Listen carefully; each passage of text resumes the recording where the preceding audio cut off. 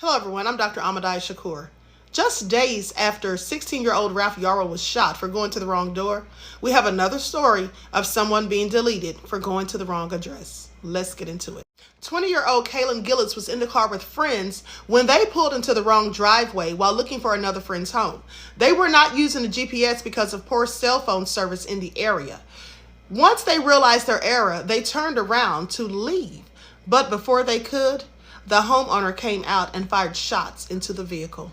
65-year-old Kevin Monahan fired 2 shots into the vehicle from his front porch. Now, there was no reason for him to fire shots. He was clearly not being provoked or threatened or anything. Why did he do this? Well, I would just have to say because he's quite frankly nefarious. And ended up at this man's house. During a press conference, Washington County Sheriff Jeff Murphy said the shooting victim and her friends had been driving through Hebron on Patterson Hill Road in rural Washington County to get to a friend's house on Saturday night. But they instead mistakenly arrived at the wrong address. While they were leaving the residence, once they determined that they were at the wrong house, the subject came out on his porch for whatever reason and fired 2 shots, one of which struck the vehicle that Kaylin was in. 20-year-old Kaylin Gillis of Schuylerville was fatally injured.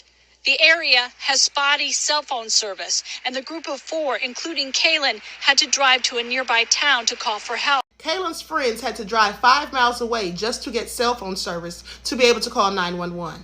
When the police showed up at Kevin Monahan's home, he put up quite a fuss. He didn't want to go with them. He wasn't cooperative. And in fact, he engaged in a back and forth with them for at least an hour.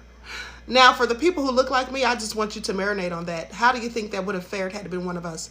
Do you actually think they would have allowed us to go back and forth with them for an hour? I don't think so.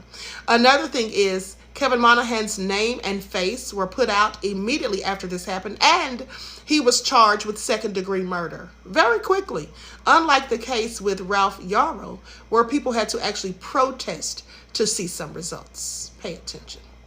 Kaylin Gillis was not as fortunate as Ralph Yarrow, the 16-year-old who was shot. He's currently at home recovering.